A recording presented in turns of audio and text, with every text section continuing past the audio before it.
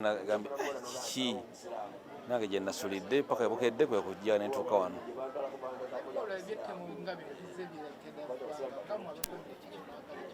Sirina kiyinza byogerako ebyettemu.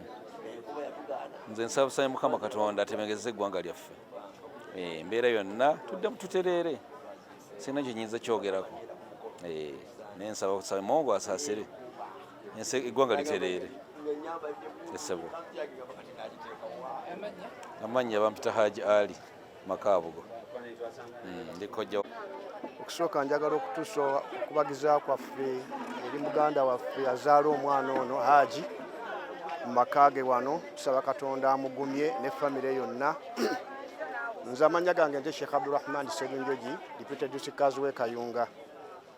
Omwana ono muyita mwana kubanga mbadde Seeka we. Tubadde tusisinkana ewa Seeka Muzaata mu kusomeddwa ewa Kulusumu, era nga abadde alaga ekifaananyi kirungi eri eddiini ye. Tuwangadde naye nga asobola okubeera ng'omuntu n'abaako ekimusobako, naye ng'abadde Isma wabulwa. Era mbadde omu mu bamuwabula ne mugamba ekyo Isma kikwate bw'oti. Mabegako wagwawo saga ya Zamzam, n'ayagala obutakwatagala bulungi n'abawalimu, navaayo butereevu ne muwabula era n'ategeera ekyokukola. Tufiiriddwa nnyo nnyini ddala. Isma abadde wa mugaso eri eggwanga, Isma abadde wa mugaso eri famire, Isma abadde wa mugaso eri bavubuka banne.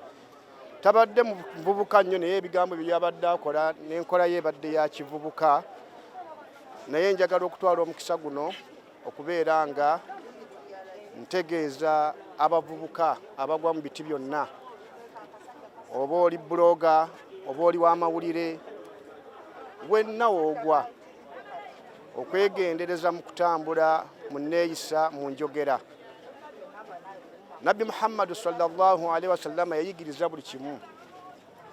Yagamba nti man kana yu'minu billahi wal yawmil akhir falyakul khayra aw liyasmut. Omuntu akkiriza Allah n'olunaku lwe yogera ebigambo birungi oba sirika. Olulimi luno buli lw'oyogera otegeerwa. Lusobola okujja mu nvubo ate lusobola okusuula mu nnyanga. N'olwekyo nkubira abavubuka b'omulembe guno tewali kye mugenda kukola nga kirungi okujjako nga byakolebwa abaasooka. Tewali kye mugenda kukola nga kibi okujjako era nga kyakolebwa abaasooka. Bwe buba bugagga Bakaaluna baayogerwako. Bwe buba bwonoonefu Bafirawuna baayogerwako. Bwe buba bulungi asinga obulungi n'okulongoosa yali Muhammad sallallahu alaihi wasallam n'ayogerwako. N'olwekyo tubeere abagumiikiriza, tubeere abakwata mpola.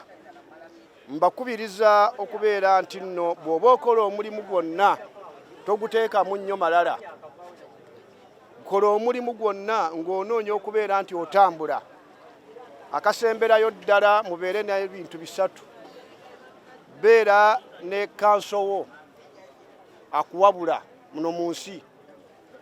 Beera n'omusawo wo akujjanjaba. Ekisemberayo ddala beera n'omusomesa wo, beera ne munnaddiini wo, nga buli nsonga yonna omuwuliriza munnaddiini agamba ki. Isma mbadde museeka we era mbadde muwabula mu bintu bingi. Ku Friday waliwo ka audio ke namusindikira nga amaze okusomesa, nga nsomesa abantu engeri gye tulina okutambulamu. Ebyo byonna nga byakuyiga na kuwabula na kutambula. Bwe tunaba twekutte mu mbeera efaanana bwetyo tujja kuvuunuka ensi eno. Nkubira gavumenti ya Uganda omulanga okubeera ng'eyambako nnyo ku bavubuka b'omulembe guno mu mbeera zonna, nga tetunuulidde bibiina bya njawulo, wabula emanye nti gavumenti eno eriko yeetwala abantu bonna gye bagwa. Buvunaanyizibwa bwa gavumenti okubeera nti eyambye etya abantu bano. Omukulembeze yalengerera ewala okusinga gwakulembera. Akasemberayo ddala abakulemberwa ffenna mu ligiimu zaffe ffenna tubeere abakulemberwa abatuufu abawuliriza era abeegendereza. Isma agenze takyaliwo. Gwasigaddewo ampuliriza ndaba nange kiki ekiddako? Ekiddako okusigala nga otunula nti kikyenzizaako okukola. nkole ntya okwongerayo ebiseera byange ebisigadde tukakasa nti buli muntu wakufa naye teri muntu yeeteeka mu nnyanga afe. Buli lwolaba ekkubo nga ligenda kutuukisaako obuzibu bw'okufa lyewale osobole okukola ebirungi. Nyamaliza n'ekigambo ekigamba nti tubeere abagonvu eri eggwanga, tujja kuwangula ebisigadde, ate n'eggwanga libeere erisaasizi eri abantu b'ebikulembera okusobola okutambula okugatta awamu. N'olwekyo kya nnaku nnyo okubeera nti mu nnaku ntono nnyo minisita nga yakafa ate nga naye yafudde masasi, n'omwana we nga yabadde bamukuuma yafudde masasi, n'omwana waffe buye agenze. Naye ekituluma ennyo nga bannayuganda kwe kubeera nti buli afa okunoonyereza tetufuna kisembayo. Kyalibadde kirungi nnyo gavumenti yaffe eno ejjengayo obujulizi obwenkomeredde. Ssebo pulezidenti w'eggwanga, tukakasa nti gwe pulezidenti w'eggwanga ebintu bingi gwobeera overall. Tunuulira lwaki okuva abantu be batandika okufa nga tutunuulidde bamemba baseeka bafudde, tutunuulidde abapoliisi bafudde, tutunuulidde abalamuzi bafudde, naye tewavangayo bujulizi bulaga nti bwe kiti. Ekyo kyongera ennyiike mu mitima gy'abantu abo bannannyini bantu. N'olwekyo obujulizi buvengayo, tulyoke tumanye omugaso oguli mu makooti, tulyoke tumanye omugaso gwa gavumenti, tulyoke tumanye omugaso gw'okunoonyereza. Tusaba Katonda ow'ekitiibwa atusaasirire muganda waffe, amuwe ekiwummulo eky'emirembe, amuwe obulamu obulungi obwo bwagenzeemu. Oluvannyuma lw'ebigambo ebyo byonna mbategeeza ekisemberayo ddala kino era kyabavubuka tukole. Buli lw'okola totunuulira gavumenti kukuyamba, ejja kukuyamba ng'okola. Okuva edda n'edda okukola kw'omuvubuka yenna maanyi go. Kola buli mulimu gwonna oguteekemu amaanyi go nga togamba nti gavumenti bw'eneekyuka ntandika okukola.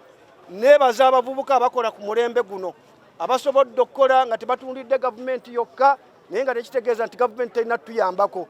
Tusaba Katonda atukumire eggwanga lyaffe, tusaba Katonda atuwe obulamu obulungi, tusaba Katonda atwanguyiriza ensi eno. Wassalaamu ala al-mursalin walhamdulillahi rabbil alamin. Nsigadde ndi Sheikh Abdurrahman Serunjoji, Deputy Kaz Kayunga Muslim District.